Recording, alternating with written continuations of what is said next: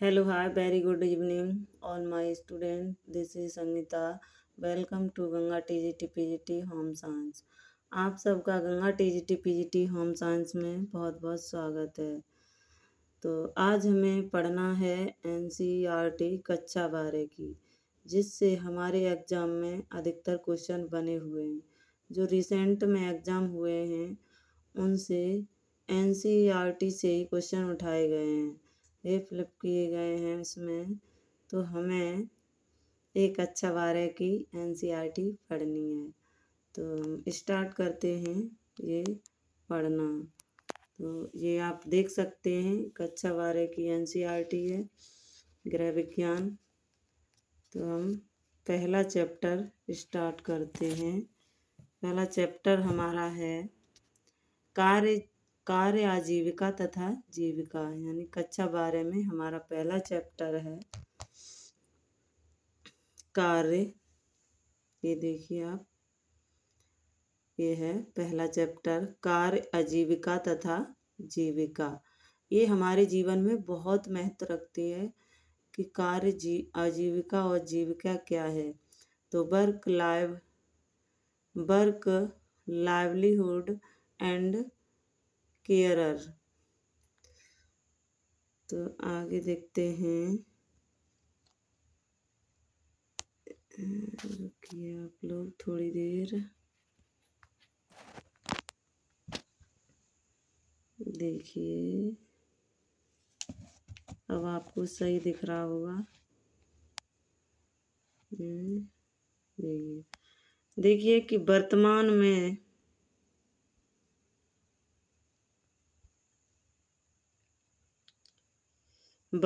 में स्वयं के लिए एक जीविका यानी केयरर सुनिश्चित करना सरल कार्य नहीं है।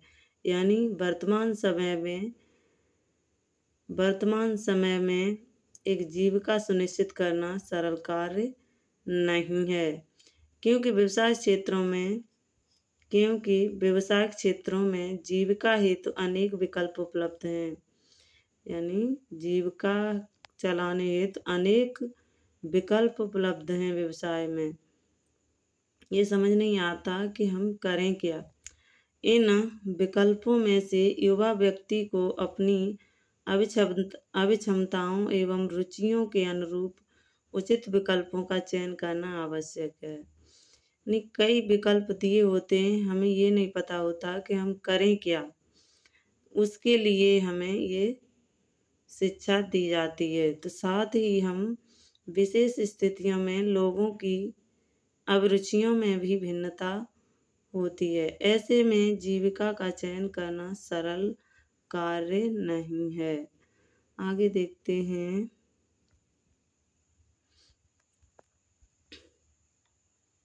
देखिए आगे देखते हैं हम। सर्वप्रथम युवाओं को अपनी रुचि यानी एप्टीट्यूड्स, प्रतिभाओं, टैलेंट्स, व्यक्तिगत प्राथमिकताओं, पर्सनल परफॉर्मेंस, इच्छाओं, एस्पिरेशंस, आगे देखते हैं, एवं आवश्यकताओं नीड्स को पहचान कर एक ऐसा विकल्प का चयन करना चाहिए। हमें यानी जीविका का चयन करने के लिए किन किन का ध्यान रखना चाहिए। हमें अपनी अभिरुचियों यानी हमारी अभिरुचि क्या है, प्रतिभाएं क्या हैं यानी टैलेंट क्या है, एप्टीट्यूड क्या है, और हमारा व्यक्तित्व और प्राथमिकताएं क्या हैं और इच्छा क्या है, एवं आवश्यकता क्या है। इन सभी को पहचान कर ही हमें जीविका का विकल्प चयन करना चाहिए। आगे देखते हैं, जिससे उन्हें व्यक्तिगत सफलता और संतोष प्राप्त हो सके। इस सभी को हम ध्यान में रखकर अपनी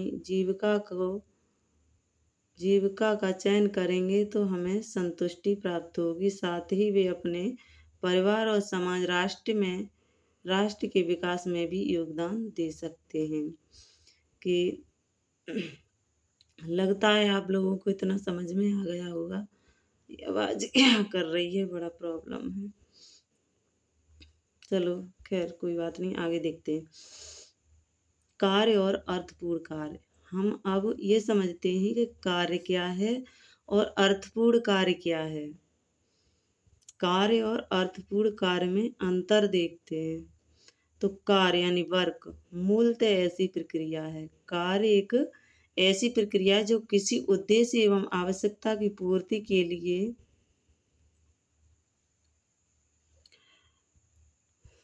यानी कार्य एक ऐसी प्रक्रिया है जो उद्देश्य और आवश्यकता की पूर्ति के लिए की जाती है। कार्य एक ऐसी प्रक्रिया है उद्देश्य और आवश्यकता की पूर्ति के लिए की जाती है और सभी मनुष्य कार्य करते हैं। यानी जितने भी मनुष्य हैं वो सभी कार्य करते हैं, कोई हल्का कोई भारी कैसा भी सही, यानी कार्य सभी करते हैं और अपनी विशिष्ट प्रतिभाओं और कौशलों का उपयोग करके अपनी पहचान और समाज के प्रति लगाव की भावना को विकसित करते हैं। सभी संस्कृतियों का केंद्र बिंदु कार्य होता है। यानी हमें संस्कृति का पता कार्य से चलता है। सभी संस्कृतियों का केंद्र बिंदु यहाँ कार्य को माना जाता है। क्वेश्चन पूछा जा सकता है कि सभी संस्कृतियों का केंद्र बिंदु क्या है, तो हमें लगाना है कि कार्य है। कार्य हमारी सभी संस्कृतियों का केंद्र बिंदु माना जाता है। ये कौन से चैप्टर में? कार्य एवं जीविका, ये सभी इसी में आते। यद्यपि आगे देखते हैं, यद्यपि प्रत्येक संस्कृति के कार्य के बारे में स्वयं के विशेष मूल्य एवं संकल्पनाएं होती हैं। प्रत्येक संस्कृति के कार्य के बारे में स्वयं के विशेष मूल्य और संकल्पनाएं होती हैं।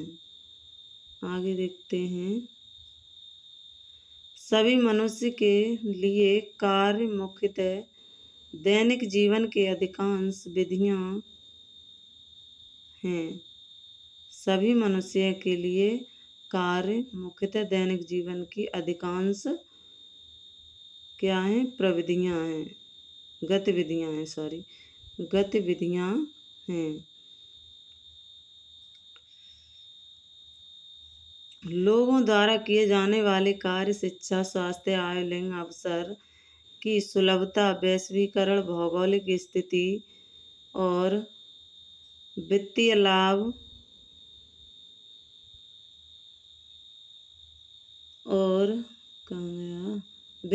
पारिवारिक पृष्ठभूमि, फैमिली बैकग्राउंड आदि अनेक कारकों पर निर्भर होते हैं। यानी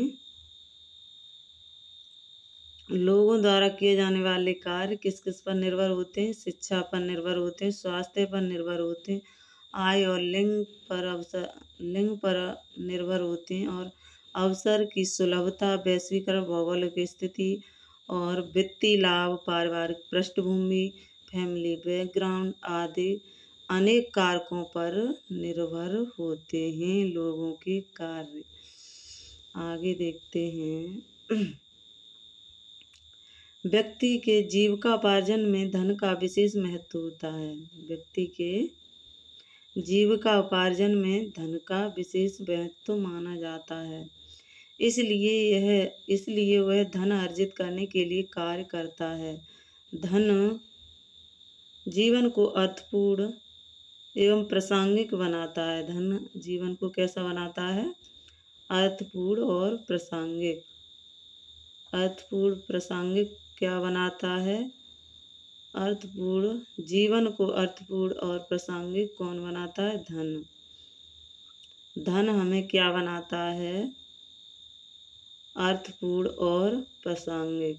हमारे जीवन को अर्थपूर्ण और प्रासंगिक बनाता है धन।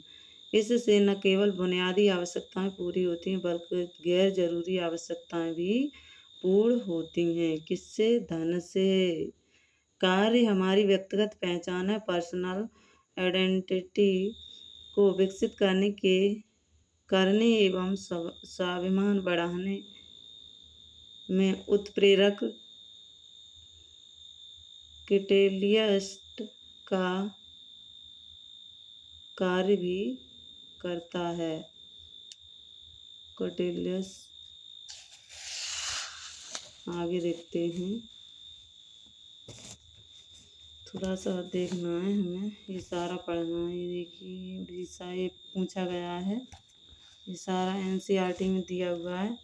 और एक एनसीईआरटी हमारे पास और है कक्षा 11 की, ये भी हमें पूरी करनी है, ये भी पढ़नी है। ये देखिए 1 से 2 भाग हैं इसमें, कक्षा 11 की है। ये देखिए ये सारी पढ़नी है। तो हम ये आगे देखते हैं। ये रहा हमारा क्वेश्चन, कहाँ से बना हुआ है। स्वयं के विकास के लिए कार्य हमें कुशलता का बोध, सेंस ऑफ वेल बीइंग करवाता है। यानी स्वयं के विकास के लिए, यानी हमारे खुद के विकास के लिए कार्य हमें कुशलता का बोध कराता है। साथ ही कार्य हमें आर्थिक लाभ भी पहुंचाता है। कार्य हमें स्वयं के विकास के लिए क्या कराता है, कुशलता का बोध और आर्थिक लाभ भी पहुंचाता है। और व्यक्ति हमें कार्य द्वारा उस संस्थान के निर्माण व विकास में भी योगदान करते हैं, जिसमें वे नौकरी करते हैं। व्यक्ति द्वारा किया गया कार्य उसके आसपास के परिवेश में जीवन की गुणवत्ता पर निर्भर करता है। व्यक्ति का कार्य उसके आसपास के परिवेश और जीवन की गुणवत्ता पर भी निर्भर यानी प्रभाव डालता है। कार्य केवल मनुष्य ही नहीं करता, बल्कि प्रकृति के सभी जीव एवं तत्व निरंतर कार्यशील होते हैं। यहाँ पर क्या है, कार्य केवल मनुष्य ही नहीं करता है, यानी हमारी प्रकृति में जितने भी जीव और तत्व हैं वो सभी कार्यशील हैं, कार्य करते हैं और जीवन चक्र में अपना योगदान देते हैं। वास्तव में यह प्रकृति एक मानव का समूह कार्य है। क्या है, वास्तव में यह प्रकृति कैसा है, एक मानव का समूह कार्य है जो हमारी मूलभूत आवश्यकताओं को भी पूरा करता है। ये प्रकृति हमारे मूलभूत आवश्यकताओं को भी पूरा करती है, जिससे हमें सुख साधन और सुविधाएं प्राप्त होती हैं। नहीं, मूलभूत आवश्यकताएं पूरी होंगी और जिससे हमें सुख सुविधाएं उसके बाद और साधन भी प्राप्त होंगे। कार्य हमेशा धन अर्जित करने के लिए नहीं किया जाता है। ये भी देखिए, क्वेश्चन बन सकता है कार्य किस लिए किया जाता है, तो हम लोग कह सकते हैं कि धन अर्जित करने के, नहीं, ये गलत हो जाएगा। इसमें ये नहीं करना है, कार्य हमें धन अर्जित करने के लिए नहीं करना है, बल्कि पारिवारिक, सामाजिक और वैश्विक स्तर पर रचनात्मक भूमिकाओं को पूर्ण करने के लिए भी कार्य अनिवार्य होते हैं। देखिए आप लोग, हमें पैसा कमाने के लिए ही कार्य नहीं करना है, उसमें हमें सामाजिक, पारिवारिक और वैश्विक स्तर में रचनात्मक भूमिका भी निभानी अनिवार्य होती है। आगे देखते हैं, कार्य का अवलोकन क्या है। कार्य का अवलोकन, ये बड़ा इंटरेस्ट पार्ट है, तो मैं जल्दी जल्दी ख़त्म करूँगी इसे। तो कार्यों का अवलोकन निम्न रूपों में किया जाता है। कार्यों का अवलोकन कैसे किया जाता है, निम्नलिखित रूपों में किया जाता है। फर्स्ट देखते हैं हम कार्य कैसे करते हैं। कार्य हम नौकरी एवं आजीविका का साधन है। कार्य क्या है, नौकरी एवं आजीविका का साधन है। क्या है कार्य, नौकरी एवं आजीविका का साधन है। पॉइंट नंबर दूसरा है, कार्य